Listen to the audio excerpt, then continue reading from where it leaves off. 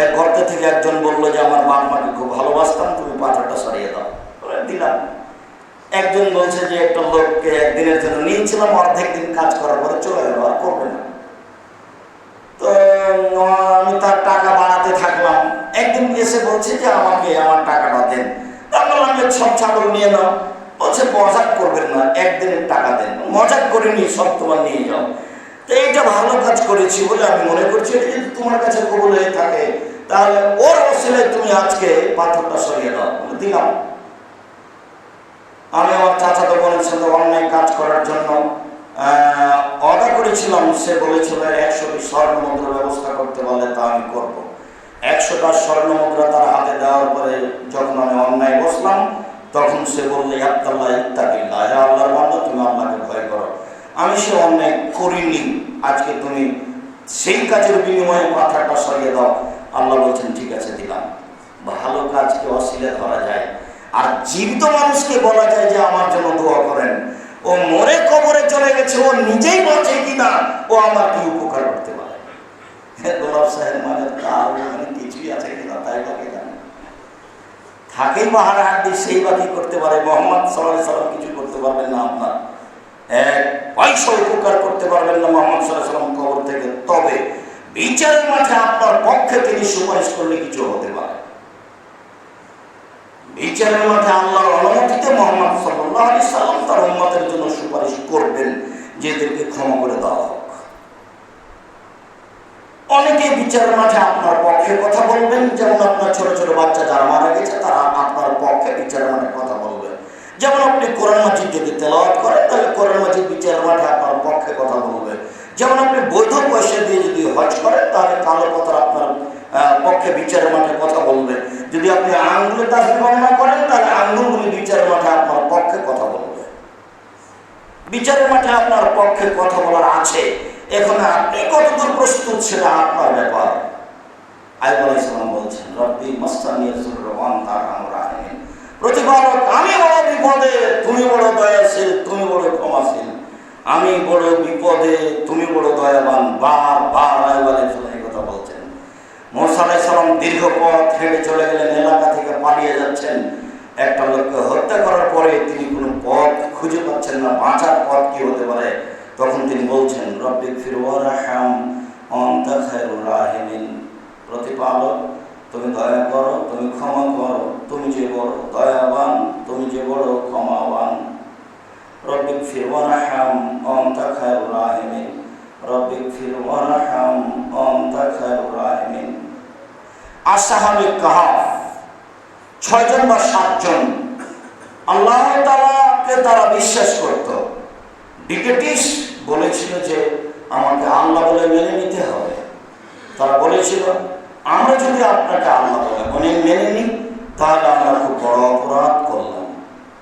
তারা আল্লাহর কাছে সাহায্য চেয়েছিল, রব্বানা আতিনা মিন লাদুনকা রাহমা ওয়া হাইয়্যি লানা মিন আমরিনা রাশাদা, হে আমাদের প্রতিপালক তুমি তোমার পক্ষ থেকে আমাদের প্রতি দয়া করো এবং আমাদের কাজকর্ম পথ সব সঠিক সহজ করে দাও, আমরা যেন বাদশার সামনে সঠিক কথা বলতে পারি।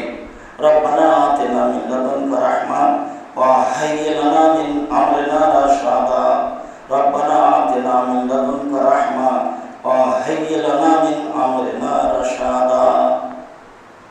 দোয়ার বই পড়েন, আমি মাঝে মধ্যে বলতে আছি যে বই পুস্তক কিছু পড়েন, তাহলে কি ফ্রি দিলে নেবেন নাকি? আব্দুর রাজ্জাক সাহেব ফ্রি দিলে নিব, তবে পড়বো না, এইটা তো হবে না। কিনলে পড়বেন, কিনবেন, বই পুস্তক সব কিনবেন। আমি বলে যাচ্ছি আর আপনি এটা ভর মনে করিয়েন না। জামিয়া সালাফের আপনি একজন সদস্য এবং জামিয়া সালাফের পক্ষ থেকে যত বই পুস্তক বের হচ্ছে আপনি তার জন্য সদস্য। আমার পক্ষ থেকে যেন কোনো ঘাটতি না থাকে তাই আমি বলে যাচ্ছি, আপনি আপনার ব্যাপারে প্রস্তুতি নেন, এটাই আমার অনুরোধ। এদেশের বাড়িতে নিখুঁত ব্যতিক্রম সঠিক আকীদা আদর্শের প্রতিষ্ঠান জামিয়া সালাফিয়া, এখানে যা বই পুস্তক বের হয় সেগুলি আপনাকে আমি পড়ার জন্য অনুরোধ জানাচ্ছি। আল্লাহ আল্লাহর কসম, আল্লাহ আল্লাহর কসম, আল্লাহ আল্লাহর কসম, আমি 90 সাল থেকে মাঠে আছি, আমি কোনোদিন অপ্রয়োজনীয় বাক্য বলিনি, আমি কোনোদিন কেসা কাহিনী বলিনি, আমি কোনোদিন জাতিকে ফাঁকি দেওয়ার চেষ্টা করিনি, আমি কোনোদিন কাউকে কটাক্ষ আমি কোনোদিন কোনো মাযহাবকে সামনে রেখে কথা বলিনি। আমি প্রাণপণে চেষ্টা চালিয়েছি আপনি যেন কোরআন এবং সহিহ হাদিস অনুযায়ী আমল করেন। এটা আমার জীবনের মৌলিক চেষ্টা। এই চেষ্টার ভিত্তিতে বই পুস্তক, এই চেষ্টার ভিত্তিতে প্রতিষ্ঠান জামিয়া সালাফিয়া, এই চেষ্টার ভিত্তিতে বক্তব্য, এই চেষ্টার ভিত্তিতে কলম খাতা চালিয়ে যাচ্ছি। উপরওয়ালা ফায়সালা করার জন্য প্রস্তুত আছেন, অবিরাম প্রস্তুত। তার কোনো তন্দ্রা নেই, তার কোনো নিদ্রা নেই। আশাবাদী, যদি কোনো স্বার্থ না থাকে তাহলে এই ফলাফল ভোগ করবো বিচারের মাঠে ইনশাআল্লাহ।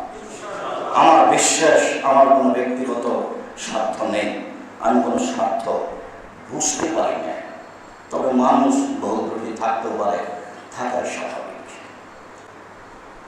আনাস রাদিয়াল্লাহু তাআলা আনহু বলেন, রাসূল সাল্লাল্লাহু আলাইহি ওয়াসাল্লাম বলেছেন, কুল্লু বানি আদম খাত্তা, খায়রুল খাত্তাইনা তাওয়াবুন। আদম সন্তানই পাপী।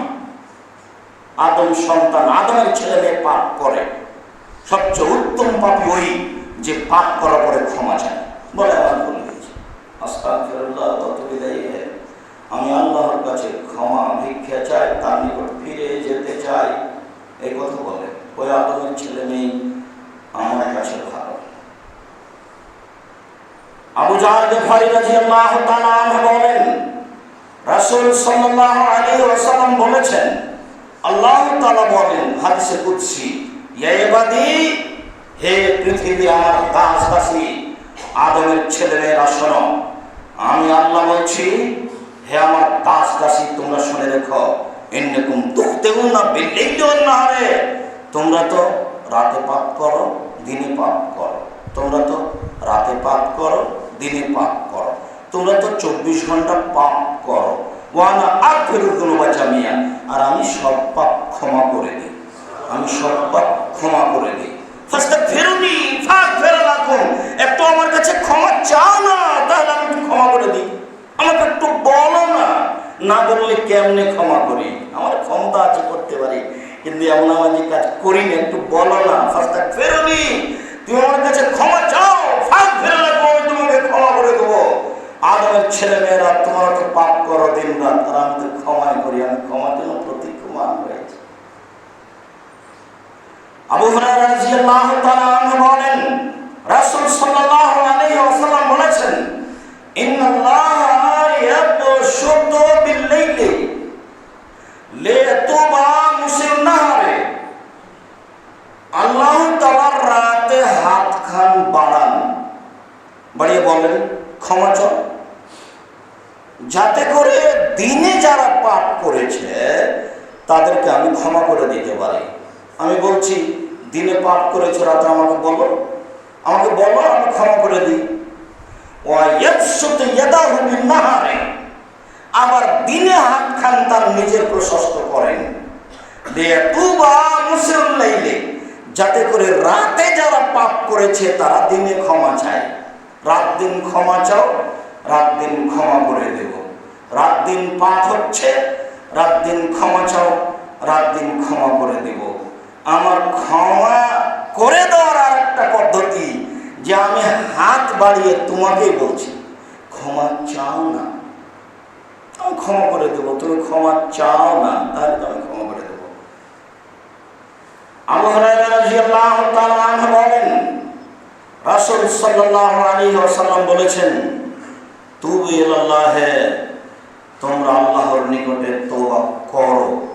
ওয়া আন্নী আতুবু ইলাল্লাহি ফিল ইয়াউমি আকসারা মিন 70 মাররা, আমি মুহাম্মদ সাল্লাল্লাহু আলাইহি ওয়াসাল্লাম 24 ঘন্টায় দিনে 70 বারের অধিক বলি আস্তাগফিরুল্লাহ ওয়া আতুবু ইলাইহি। আমি মুহাম্মদ সাল্লাল্লাহু আলাইহি ওয়াসাল্লাম নিজে বলি, তোমরা একটু বলো, পৃথিবীর মানুষ তোমরা বলো, আমি নিজে বলি দিনে 70 বারের বেশি। আল-আগারাল মুসানি রাদিয়াল্লাহু তাআলা আনহু বলেন, রাসূল সাল্লাল্লাহু আলাইহি ওয়াসাল্লাম বলেছেন, ইস্তাগফিরুল্লাহ, তোমরা আল্লাহর নিকটে ক্ষমা চাও। ওয়া আনা আস্তাগফিরুল্লাহ ফিল ইয়াউমি 100 মাররা, আমি 24 ঘন্টায় 100 বারের অধিক ক্ষমা চাই, 100 বারের অধিক। যার জন্য তো আপনাকে আমি বলেছি 24 ঘন্টা একটা কথা ভিতরে চলমান করে নিলেন। ঘরে ঢুকছেন, আসসালামু আলাইকুম, আস্তাগফিরুল্লাহ ওয়া আতুবু ইলাইহি। বিছানা শুতে যাচ্ছেন, আস্তাগফিরুল্লাহ ওয়া আতুবু ইলাইহি। একটু বাইরে যাচ্ছেন, আস্তাগফিরুল্লাহ ওয়া আতুবু ইলাইহি। রিকশায় উঠে বসেছেন, আস্তাগফিরুল্লাহ ওয়া আতুবু ইলাইহি। ছোট বাক্য। ক্ষমা চাওয়ার সবচেয়ে বড় মাধ্যম, সবচেয়ে ছোট বাক্য। ক্ষমা চাওয়ার সবচেয়ে বড় মাধ্যম, সবচেয়ে ছোট বাক্য, আস্তাগফিরুল্লাহ ওয়া আতুবু ইলাইহি। মানে জীবনে চলমান করে নেবেন মুখের উপরে।